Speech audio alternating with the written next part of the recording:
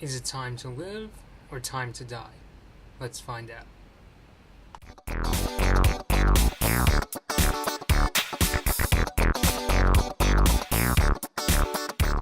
Hey guys, Bloodmoon Bobby here, and yeah, another Blade Runner trailer, which on the one hand makes sense since Blade Runner 2049 comes out this October, but on the other hand, it hasn't felt that long since the Comic Con trailer, mm,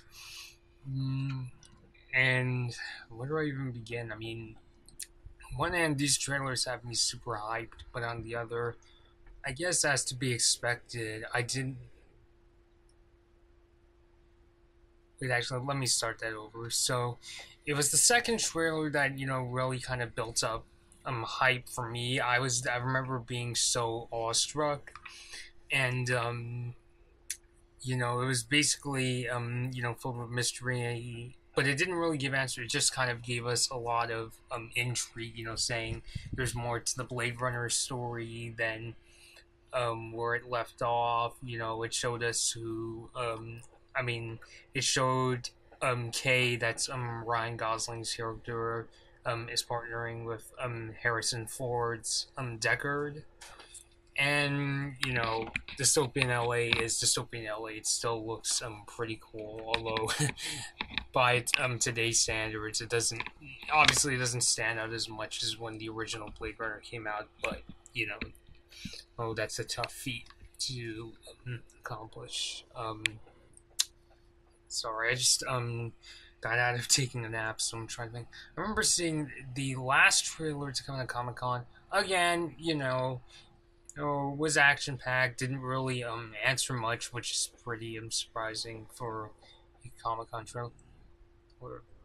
Actually, going back to the second trailer, so we're introduced to characters like Wallace, the guy who makes the replicants, which again kind of, and then was it the third or the second trailer where they kind of or very heavily implied that Deckard is yeah, I think it was the third one, and I literally said I've seen things you people wouldn't believe and things that I didn't want to see.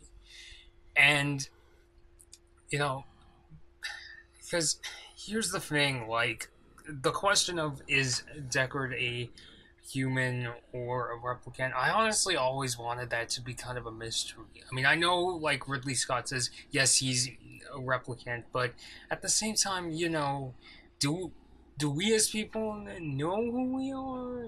I like to me that's what's so interesting. I mean, I always just felt, even though yes, I believe that, I believe that more out of possibility. You know, like is Deckard really a retired LAPD officer taken out of retirement, or was he just placed there? And of course, in the movie they made various hints. Depending on which versions you watch, but from the way Deckard's eyes are lit, just like a replicant. When he's watching, when he's looking over the photo he got from Leon's apartment, to if you've seen the more recent versions of Blade Runner, you see that the unicorn sequence. I mean, again, like my friend Steven, he originally saw the theatrical cut. Was it theatrical cut? I think so. And he said that when he saw the theatrical cut, he thought Deckard was a human because how is Deckard supposed to learn something? But you see what I'm getting at? It seems like he has to learn something, but what is his true identity? Yet, like he is that like human. It's kind of showing how as Tyrell put it in the first Blade Runner, more human than human is our motto. I actually just kind of realized that, but yeah. So but I'm still hyped for Blade Runner 2049. If they do like answer it, I'm kind of like, I know the filmmakers said that they're gonna address that. I can suck it up if it. But I mean, hey, if there's still a good movie behind it, then I can still enjoy it. And what's interesting is that I didn't go see Alien Covenant, and even though it got good reviews, I heard it didn't do really good at the box office. And just from the trailers of Alien Covenant, it just kind of looked like a typical like Alien film. Like Steven checked it out, he didn't like it. In fact, he really didn't like it, and I think he gave it like something like a 5 or 5.5 out of 10. I mean, those trailers just kind of built up that, hey, it's, these bunch of, we got a bunch of guys, made up of couples. They're going to go to this planet. It looks nice. And oh crap, the alien's going to come and kill people. So, whereas the Blade Runner 2049 trailers, I think, have done a better job. At least they're telling you, hey, we're not. They're not even saying we're gonna do the same thing as last time. They are like intriguing us with the whole. There's more to the story, and these new characters are interesting. I mean, yeah. So here we are checking out the fourth Blade Runner trailer. So without further ado, I'm saying a lot today. I apologize. Let's check it out.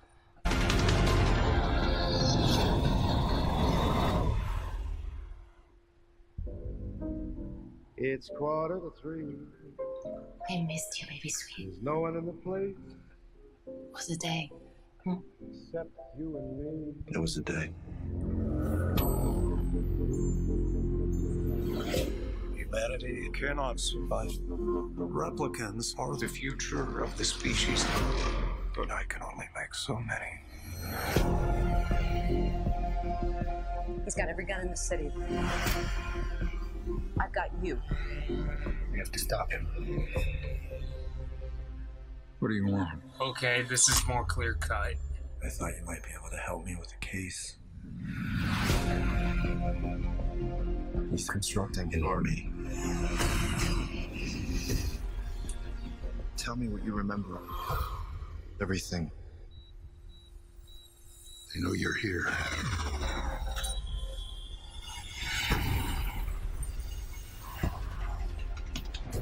He's on your tail. I like this music.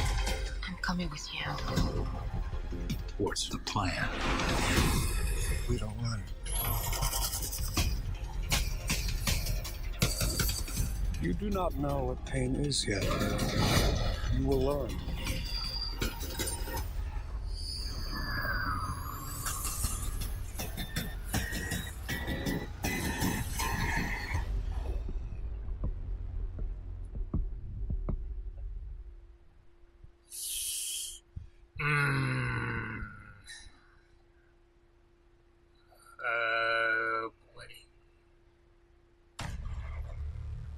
It is doing its job in building hype, but it's like, so Jared Leto's Wallace character is building a replicant army? In the case of Blade Runner, when you hear the premise of whether it's the original, well, in the case of the original, I should say, that's something you can take with a grain of salt. Like, if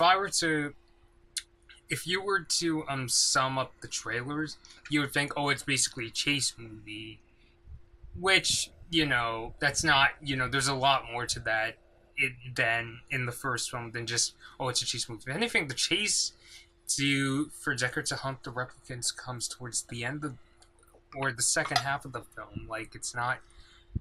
I mean, admittedly, that's one of the problems, but a lot of the movie is spent like showing who the replicants are. Deckard falls in love with Rachel, and there's a lot more to it.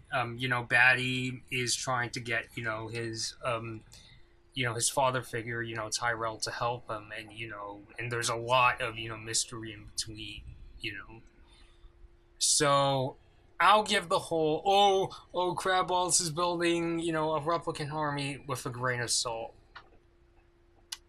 Because here's the thing about like the premise, like the premise of Blade Runner 2049. 30 years after the events of the first film, a new Blade Runner, K unearths the lumber seeker has the potential to plunge what's left of society into chaos. Oh, and the whole asking Deckard to go for the memories, and they showed that computer thing. You know what I was saying earlier about how I was kind of if they tell us that Deckard is a replicant. Yeah. His discovery, divine Deckard, a former has been missing for 30 years. And you see, here when it says that has the potential to plunge what's left of society into chaos, you could still build, you know, a good story around it. Like, when I first heard that, I mean, yeah, it sounds really silly. It almost sounds like, you know, a Save the World or some kind of generic story. But, you know, I was still, like, you know, interested to see what goes on around that. So, I don't know, it's weird. It's not like, you know, the only reason I'm not like, woo, like, you know, jumping up and down is because, you know, this isn't like the second trailer where, you know, the intrigue is, you know, totally new to us. But I'll still, like, you know, give this a chance. I mean, you know, obviously, I mean, it's not like, you know, this one trailer, you know, just totally destroyed my expectations. One problem Blade Runner 2049 might have is it might actually be too straightforward as far as, you know, answering questions, because I don't think a lot of people want to see like Blade Runner 2049 to get like necessarily like straightforward answers. I think it's more we want to see what else is there. You get what I'm saying? So yeah, so I think that's about it. Kind of a relatively quick trailer. It's only like 2 minutes, 11 seconds. So yeah, that's about it.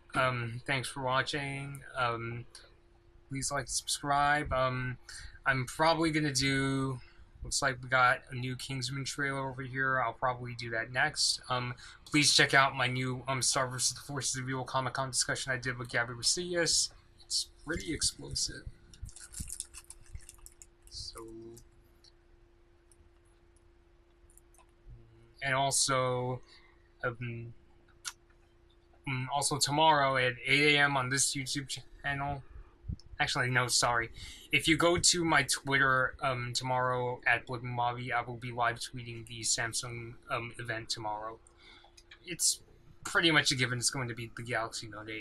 But after the event is over, assuming at 10 a.m., please join me on this YouTube channel, and I will do a live discussion of my thoughts on Samsung's announcement. Right? So, again, please like and subscribe, and thanks for watching.